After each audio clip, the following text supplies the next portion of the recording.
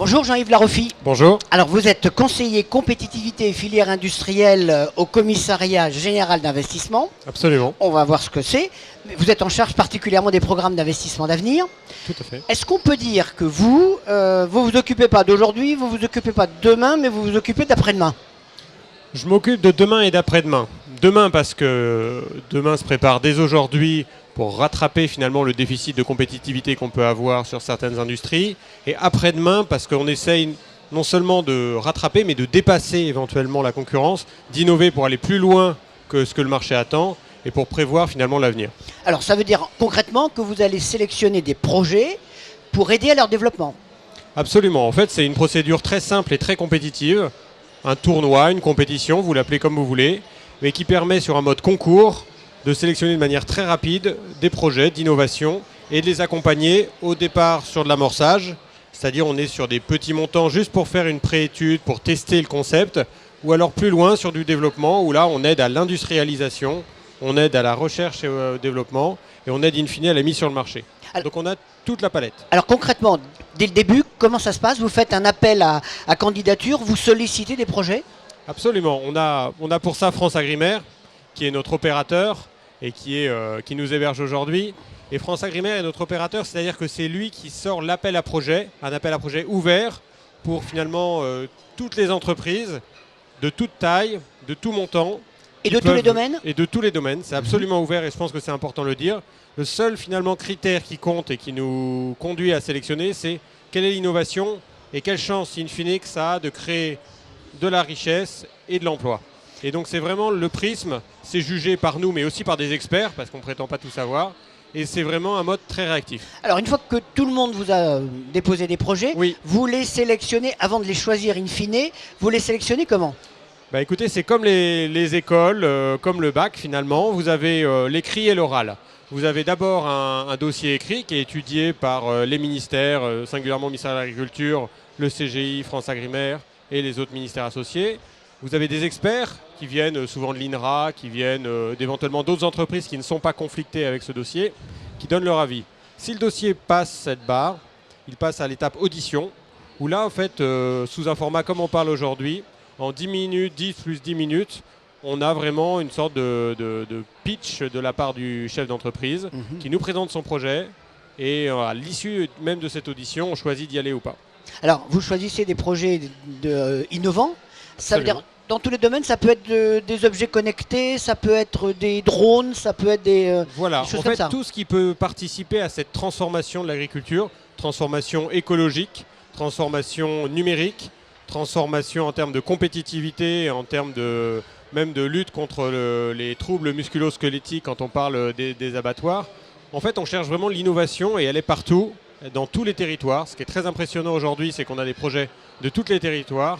Et elle peut être sur la réduction des intrants, elle peut être sur une nouvelle méthode d'élevage, elle peut être sur des robots ou des cobots qui effectivement sont capables de connecter finalement cette agriculture et d'agréger des capteurs.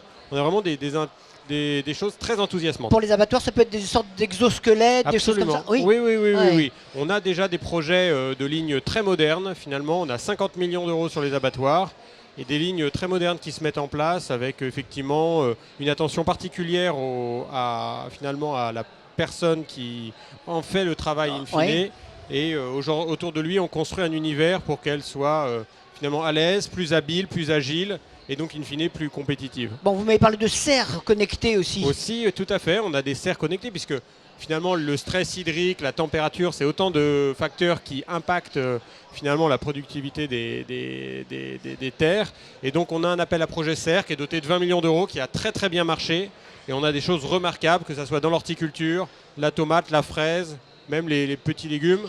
Et des serres vraiment remarquables en termes d'utilisation de la biomasse, en termes d'écran, en termes de connexion avec effectivement les capteurs. On a des beaux ensembles qui se construisent. Et tout ça, en fait, ce sont des avancées qui doivent montrer le chemin. C'est-à-dire que nous, notre but, ce n'est pas de subventionner toutes les serres du monde, de France. c'est de montrer qu'à certains endroits, il se passe des choses et que c'est peut-être ça qu'il faut regarder pour tout le monde pour justement suivre. Alors, au final, vous ne prenez pas tout, vous en sélectionnez que quelques-uns. Est-ce que vous calculez le rapport coût, apport ou coût, qualité ou coût, technologie? En fait, est-ce que vous faites un ratio en vous disant qu'est-ce qu'il vaut mieux sur quoi vaut mieux que j'investisse, quoi? Ça, c'est effectivement la question de la procédure et c'est aussi ce qu'attache à faire FranceAgriMer. Il faut vérifier déjà qu'on est dans les règles européennes. Ça, c'est un principe de base. On ne peut pas suraider une entreprise. 2, il y a une prime à l'innovation et à la collaborativité. Si plusieurs entreprises se mettent ensemble, on considère, nous, État, que c'est plus profitable que si c'est juste un projet individuel d'entreprise. Parce que ce travail ensemble, il a un sens et il a un côté précieux. Et puis ensuite, effectivement, on est capable de moduler les taux. Plus c'est innovant, plus il y a du risque, plus c'est normal qu'on l'accompagne. Moins c'est innovant, plus c'est finalement relativement classique, plus on peut se demander si c'est vraiment la peine de l'accompagner. Donc on accompagne vraiment de manière très forte les projets très risqués, de manière un peu moins forte les projets moins risqués. Alors soyons très terre à terre, vous distribuez combien d'argent par an? Écoutez, nous on a mis pour l'instant sur la table 120 millions d'euros et on ambitionne de le dépenser entre 2015, 2016 et tout début 2017. Mais on ne va pas s'arrêter là. Honnêtement, en fait, on a mis ça pour voir, un peu comme au poker. C'est-à-dire qu'on s'est dit, est-ce que finalement, il va y avoir le panorama des projets qui vont pouvoir souscrire à ces appels à projets? Est-ce que la qualité va être là? Le message qui doit être dit, outre la qualité de FranceAgriMer qui a permis de mailler tout le territoire, de ramasser des projets, c'est la qualité des projets est là. La qualité des projets est là et donc c'est très enthousiasmant. Et donc ces 120 millions d'euros, ils vont sans doute être renforcés. Et notamment Louis Schweitzer, qui est mon patron et qui pilote le commissariat général d'investissement, dans le PIA 3, qui va venir 2017-2018, sans doute va mettre une somme bien plus importante que les 120 millions d'euros. Donc aujourd'hui, on en a dépensé 50 sur les 120. Donc le second message, c'est qu'il y a encore de la place. Il y a encore de la place pour les bons projets sur nos 4 appels à projets. Donc fin 2015, début 2016 et fin 2016, nous aurons dépensé les 70 millions restants. Et ensuite, le PIA 3 viendra pour compléter et ne pas stopper cette dynamique. Parce que ce qui est très important, c'est que maintenant qu'il y a des personnes qui sont levées, qui ont créé des appels, qui ont créé des projets, qui ont donné de l'énergie, il ne faut pas les décevoir. Il faut être à leur côté à ce stade et à chaque moment risqué du projet.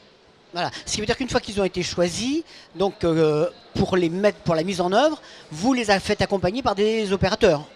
Alors, une fois qu'ils ont été choisis, ils ont, imaginons le cas classique, ils ont une petite aide de 200 000 euros. Oui. Cette aide de 200 000 euros, elle sert finalement comme marchepied. C'est-à-dire le but, c'est qu'elle permet de faire des préétudes, de commencer à travailler, de faire un prototype, de commencer à regarder les brevets, etc. Et ensuite, effectivement, ces projets, on ne les perd pas de vue parce qu'ils nous servent de vivier pour aller chercher des tickets beaucoup plus gros, de l'ordre du million d'euros. Et là, l'opérateur FranceAgriMer les accompagne pour justement créer des projets de cette ampleur. Donc il y a vraiment plusieurs phases, marchepied et développement. Alors, c'est de l'argent public, donc tout ça se fait de façon donc complètement transparente. C'est totalement transparent, la liste des lauréats, la liste du jury, la liste des personnes du commissariat général d'investissement est publique. Toute personne signe quand même un accord de confidentialité parce que ce qu'on voit, c'est de la très belle science et donc technologie. Toute personne signe un accord et une obligation de non-conflit d'intérêt, puisqu'il faut absolument être très vigilant vis-à-vis de ça quand on distribue de l'argent public. Et in fine, c'est le Premier ministre qui décide l'attribution des aides. C'est lui qui signe chaque finalement décision d'aide de montant.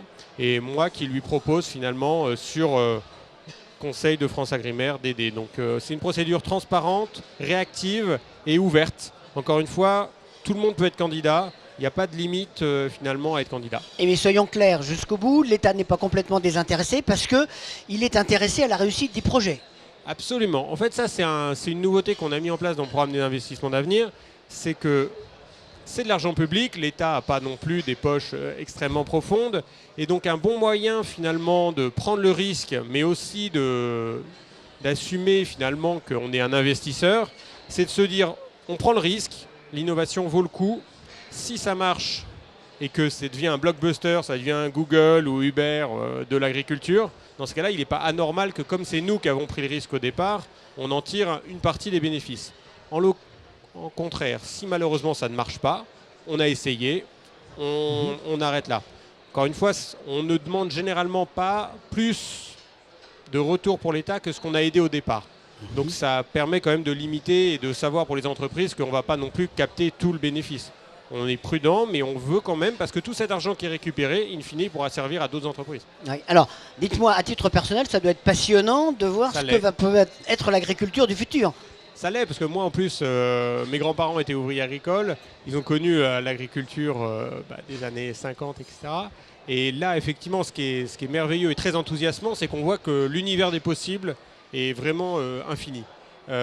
Toutes les autres industries, effectivement le numérique, l'énergie, la chimie, en fait, travaillent avec finalement tout peut être l'agriculture. sollicité et utilisé. Et les interfaces sont les endroits où il se passe le plus de choses. Entre le numérique, on l'a dit, sur les capteurs, entre finalement tout ce qui est réflexion sur les intrants, sur l'approvisionnement en source de chaleur. Il y a vraiment des très belles choses qui se passent.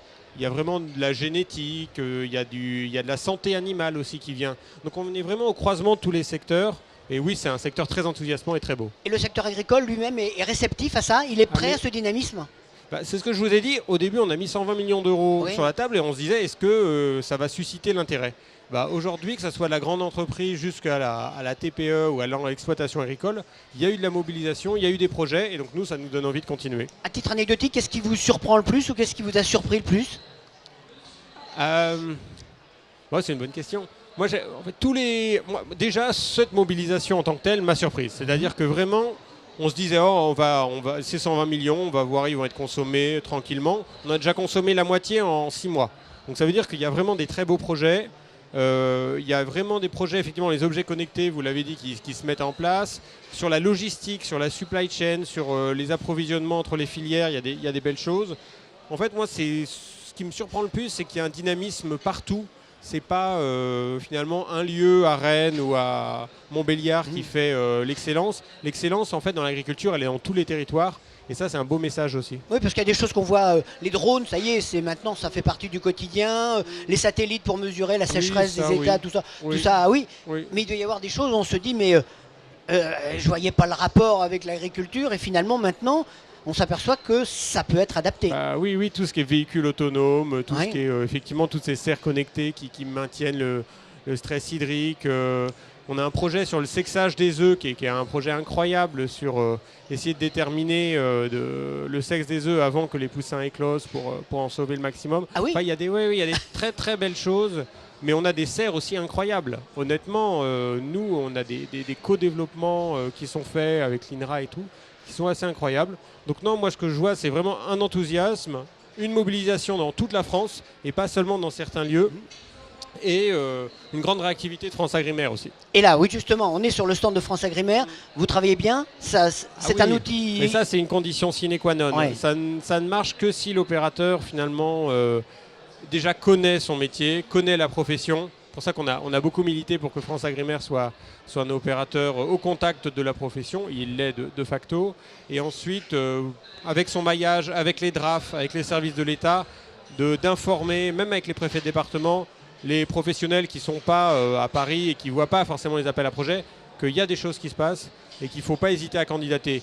Et moi, mes plus beaux projets, ils ne sont surtout pas à Paris, ils sont dans le Tarn, ils sont dans la Drôme. Et ça change finalement, parce que moi je m'occupe d'autres secteurs, vous savez, dans l'aéronautique ou le naval, où je vois très très bien où ils vont être, à Toulouse, à Saint-Nazaire, alors que dans l'agriculture, finalement, ça pousse partout. Ça pousse partout. Merci Jean-Yves Laroffi d'avoir été avec nous. Je vous en prie, avec plaisir. Merci.